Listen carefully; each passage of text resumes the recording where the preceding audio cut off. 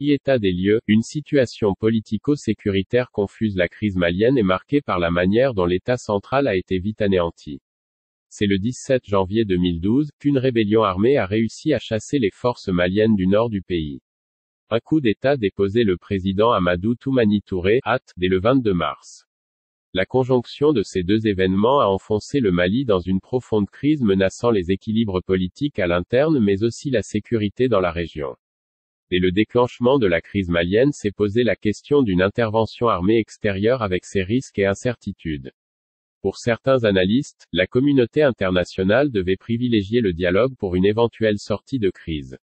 Pour d'autres, il reviendrait à la Communauté économique des États d'Afrique de l'Ouest, CEDEAO, de mener une médiation, prenant en compte les équilibres sociaux pour ne pas creuser les divergences de la société malienne.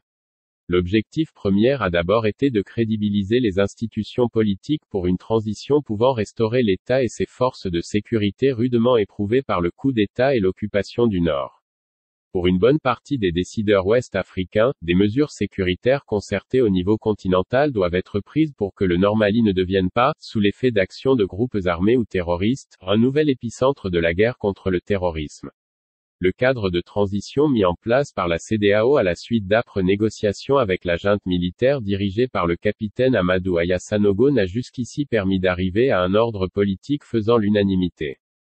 Pendant ce temps, la junte militaire commence à s'attirer la sympathie de certaines couches sociales en surfant sur le mécontentement de la population envers le régime d'Amadou Toumani Touré. Même l'actuel président de transition a du mal à se départir de l'image négative du régime de Touré qui lui colle, paradoxalement, à la peau.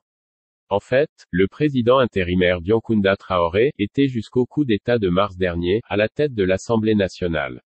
D'ailleurs, le 21 mai 2012, ce dernier a fait l'objet d'une agression physique, attribuée aux partisans des putschistes dans l'enceinte même du palais présidentiel sur la colline de Koulouba et fut transféré en France pour raisons médicales. Je suis Martial Mbomo pour Gand Digital News.